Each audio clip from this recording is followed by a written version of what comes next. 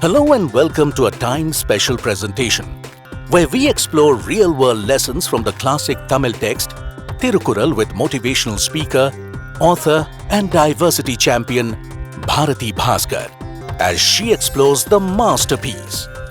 The internet is replete with quotes about the importance of brevity. The more you say, the less people remember.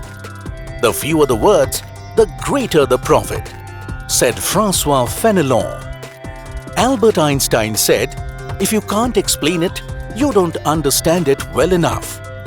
Shakespeare had his take. Brevity is the soul of wit. We could go on and on.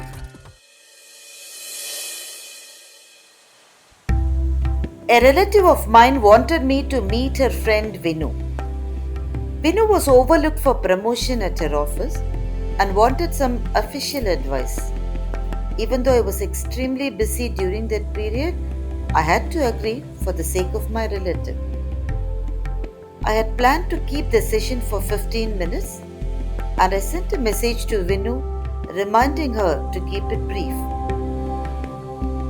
On the day, Vinu walked in, a cheerful woman who started an easy conversation. Before I could check with her about the issues at her workplace, Vinu asked me about my recent health issues and she also offered her views on why hospitals charge too much these days. She also rendered opinions on my hairstyle and about the side parting that I was taking on my hair. Within 15 minutes, I knew that her dog was having a poop problem, her mother-in-law was actually a monster-in-law, her husband was cheated by his brother, her daughter was the best singer in the city, and she does not waste time in gossips like others in her office. Her maid takes leave very often, her neighbors are not very social, and her apartment secretary is a jerk. It was already 40 minutes and I decided to indicate that we are running out of time. It was already 40 minutes and I decided to indicate that we are actually running out of time. I politely told her that she was probably getting late. I have all the time in the world, Vinu assured me. Then it became 1 hour.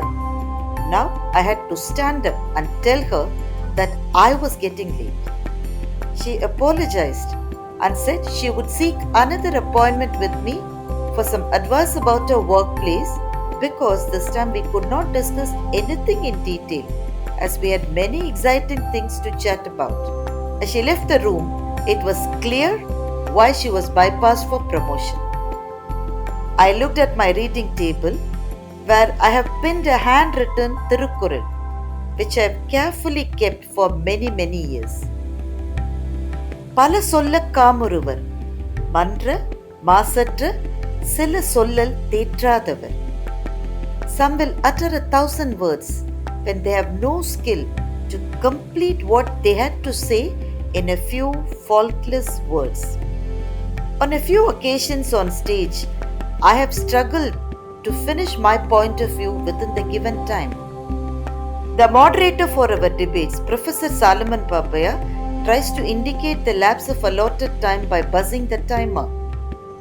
Then he gives up and lets me finish whenever I finish.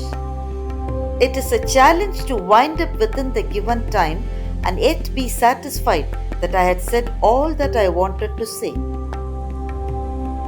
The entire set of Thirukkural is unbelievable because of its brevity.